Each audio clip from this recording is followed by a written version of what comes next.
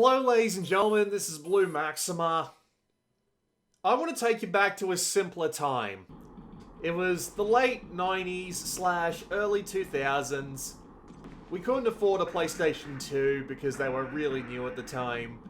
And the best thing in the world, for someone like me, was a mod-shipped PlayStation 1, a massive binder full of copied games, and all the time in the world to explore. The reason why I know as many PlayStation 1 games as I do is because of this massive binder, and I was just popping in random games and just going for it. And one of them was this game, Covert Ops Nuclear Dawn, although in Europe we knew it as Chase the Express. Now, I only remembered one or two things about this game. The title screen, the change disc screen, and the fact that I didn't have disc 2. I only had disc 1. So I was always had this picture of the game in the back of my mind as being something really cool, because I remember getting to the end of disc 1 and being disappointed that I didn't have disc 2. So I just figured I'd go and give the game a shot. Give it the old college try and see what it was like. So I booted up an emulator, I got the game, and I'm giving it a go. And did I like it? I did! And then I didn't. So the idea of Covert Ops Nuclear Dawn is that someone really liked Metal Gear Solid, and someone really liked Resident Evil. So what would happen if we tried to put the two together? Now, I'm pretty sure that's the case anyway, because here I am looking up the bloody dates. Hang on, Covert Ops Nuclear Dawn. So, Covert Ops came out in 27th January 2000, and Metal Gear Solid, yep, 3rd of September 1998. So yeah, this game definitely was inspired by both of them. So, the majority of the gameplay is Resident Evil style, but it's clearly taken a lot of reference from Metal Gear Solid, including things like the card keys, and even some of the music. A lot of the music in this game brings back those Metal Gear Solid vibes. But it's also trying to convert Resident Evil into something that works more on ranged combat. And so it really does play a lot like Resident Evil. You've got the tank controls, you've got solving simple puzzles, you've got finding memos, some of which contain hints for certain puzzles. And you're going through this very linear train. I don't know how the bloody hell anyone else would get around this thing, because it's very clearly designed to be gone through one way. Meeting new characters, solving puzzles, finding new weapons, conserving your resources.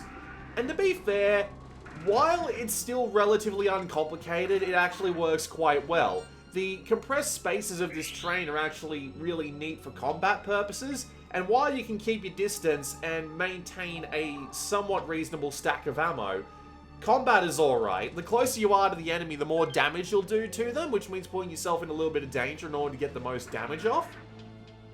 And there's no melee though. The melee in this game is bloody awful. It's basically just hit trading until someone dies.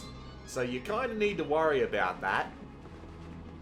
You've got a roll left and roll right button, but they're not used very much at all.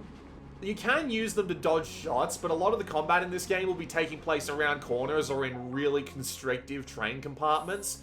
So the rolling buttons don't do that much. You've also got an automatic turnaround button and a crouch button, which needs to be used to hit certain enemies sometimes. And the rest is just combining items, watching cutscenes, and solving simple puzzles. And they are really simple puzzles. There's very little in this game that can't be figured out just by the objects you've got available to you. The item limit is a bit of an annoyance. You can only carry 8 items at a time.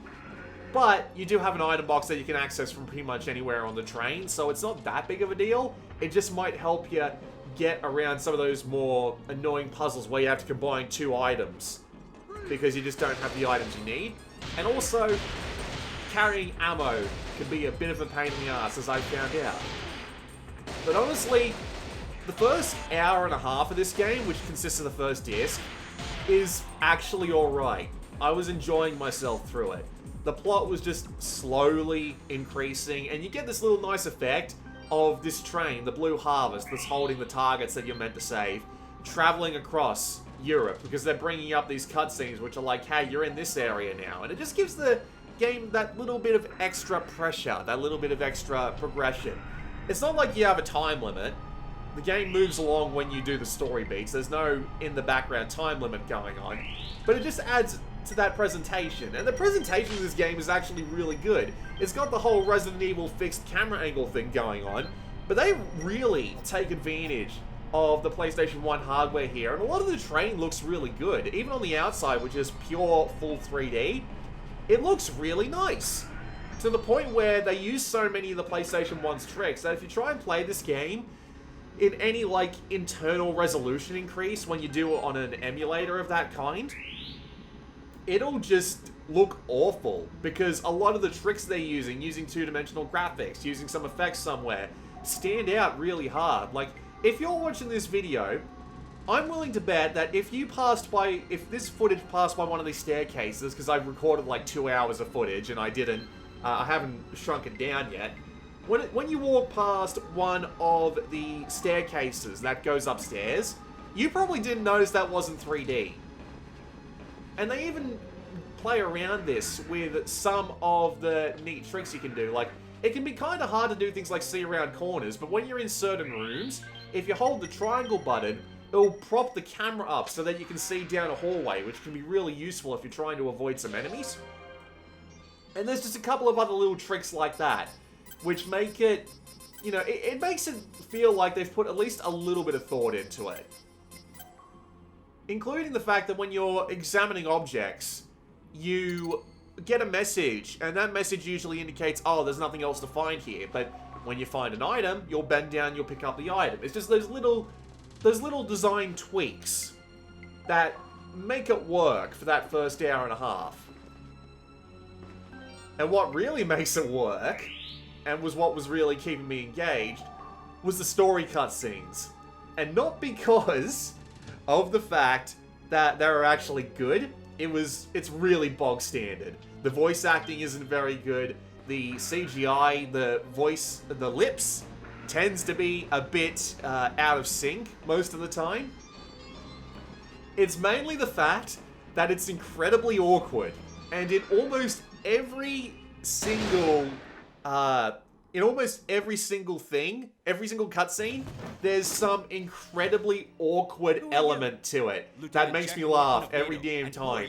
Whether it be like the mother and the daughter having voices that sound so similar that I was thinking, wait, are they the same person? Whether it be the lip sync being so off that it just looks like it's been ported straight over from the Japanese dub, even though it isn't. It's some weird in-between that just does not fit right. Whether it be in one of the cutscenes where it looked like some guy was fondling the dead body of a terrorist only to find out, no, he was actually just trying to pick up a gun. Or the fact that almost every single cutscene in this game ends too early. It always cuts off slightly too early, and the music doesn't know what to do, and it just instantly stops. And it makes me crack up every single goddamn time. Because it's so dumb. It's so hilariously dumb. So you might think that after the first half, you'd think I'd be willing to recommend the game, and frankly, if you're only playing the first half, I probably would recommend it. Just in the sense that it's a PlayStation 1 game from the year 2000. It's not amazing, but at the same time, I still enjoyed myself enough with it to say, yeah, pick it up and have a go if you're curious. But then you get into the second half, which doesn't really help with the linearity, cuts down on the puzzles a lot, and enforces combat a lot more. And here's the thing about combat in this game. When it's just against one or two enemies, or when you're in an area like the ambush in one of the later train cars, where like 3 dudes pop out from behind things, and you've just picked up a machine gun, so you get to try it out, and it turns into this crouching and standing back up battle of just, you know, ducking in and out of cover. It works really well. But then, they start throwing boss fights at you. A lot of boss fights. And they all work almost exactly the same way, just with different attack patterns. And they really drain your ammo, to the point where I literally ran out of ammo and I had no way to get more. On multiple occasions. To the point where I got so frustrated I just gave up the game. Because the way the boss fights work in this game is that when you shoot them, they have temporary invincibility. And unless you're very, very light on tapping the square button, you're probably going to fire off another shot when it comes to something like the machine gun. And you'll fire another bullet into it that doesn't do anything. And every single boss in this game takes something like 15 shots from the handgun. And you deal less damage per bullet with the machine gun. So, you'll be fighting these bloody bosses. And you'll be fighting these bloody bosses. You'll use so much ammo trying to take them out that you'll have barely none left for the guards. And once you've scoured the train for all the ammo that the guards have on them, or the dead bodies have on them, because pretty much every dead body has, like, an ammo clip or something on them, right? Magazine, I should say. Yeah, I know. I do it too. When every single... once you've scrawled the train, once you've got every single thing that you can get off of it, you're down to random ammo drops off guards. And I had to kill like 4 or 5 guards in a row. I used all my handgun ammo and got none back. So I was just out of ammo. There was nothing I could do. And remember what I said earlier about the melee combat? The melee combat is literally just hit trading. Because as far as I can tell, there's no way to actively avoid taking damage from melee, because what you need to do is you need to get in close enough to press the square button twice to get a 2-hit combo in. Then you need to turn around and run away. But I don't think it's possible to do it fast enough, because the amount of reach that every enemy soldier has on their melee attack is so long that even if you press down on the D-pad and the circle button in order to do a quick hop backwards, their melee attack can still hit you. So it seems practically impossible to avoid taking any damage in melee. And as a result, I just got stuck. I just got flat out stuck. I didn't have any ammo. I didn't have any way to get any ammo. And ammo doesn't respawn on this train. They might be really generous and do something like, if you turn off the freezer before you leave early on, when you come back to that area, it'll have all melted and there'll be a handgun magazine there for you. But that's incredibly rare. There are very few situations like that. And even with a couple of neat things like that, I just didn't have the ammo to continue. So I just kind of gave up on the game. And as a result, I find it kind of hard to recommend. It's a shame though, because it even does a couple of other neat little things. Like if you manage to get the best ending, it unlocks an entirely new scenario, which actually changes a lot of the gameplay up. It adds new sections in the middle of the game. It changes up some of the way boss fights work.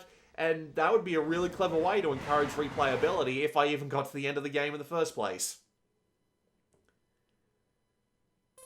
So yeah, that's my opinions on Chase the Express, i.e. Covert Ops Nuclear Dawn. I remember liking it, and to be fair, up to the point that I originally played, I would've. But then the second disc just kinda throws the balance out of whack, and it just stops being fun. Which is a shame, because the cutscenes are delightfully corny. It's neat that they went to the effort of changing up the game as much as they did for the so-called Scenario S. And that first half really does work well.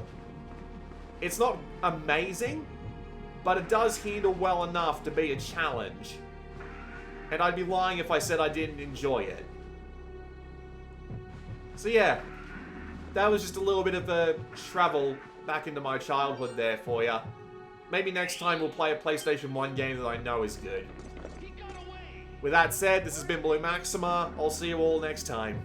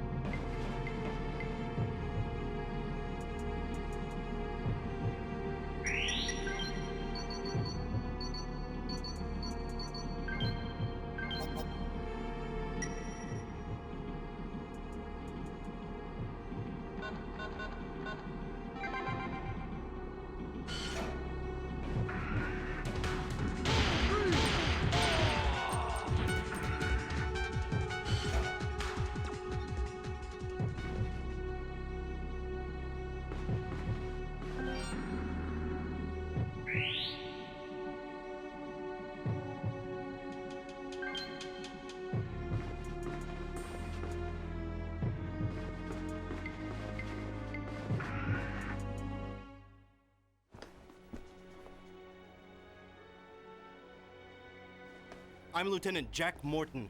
I came to rescue you. Your husband is safe, and a rescue team is coming. I understand. But my daughter... What's your name? Jane. It's all right now, Jane. You can see your father very soon. I promise you. You can run with your mother to the first floor, can't you? Uh-huh. All right, let's move! Don't worry, I'll cover you. Run straight to the first floor.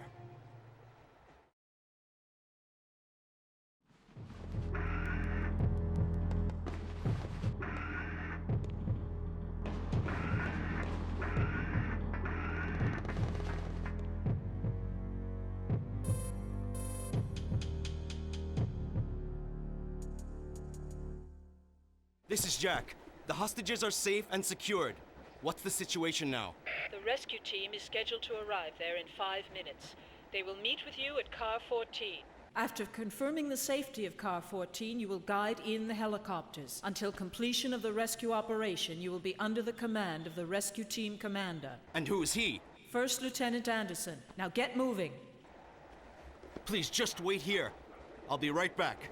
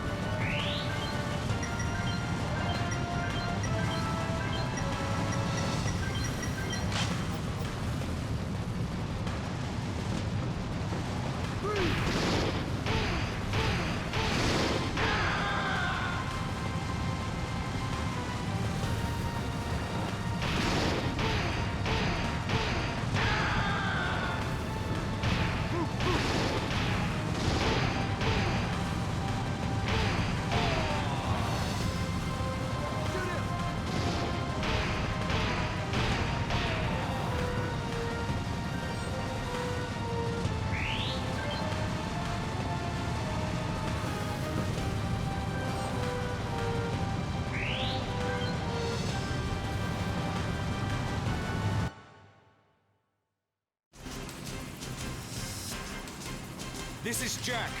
You may proceed with the rescue operation. Roger. Jack, the ambassador is missing. I found his secretary unconscious in the VIP room. Calm down, Christina. Stay right there by Mason. After we get the ambassador's wife and daughter out, I'll come over. Roger. But my husband? He'll catch up with you very soon. I promise you I'll rescue your father. So go ahead and wait for him. Papa gave me this when we got on the train. He said it was a good luck charm. Will you give it to him for me? I sure will.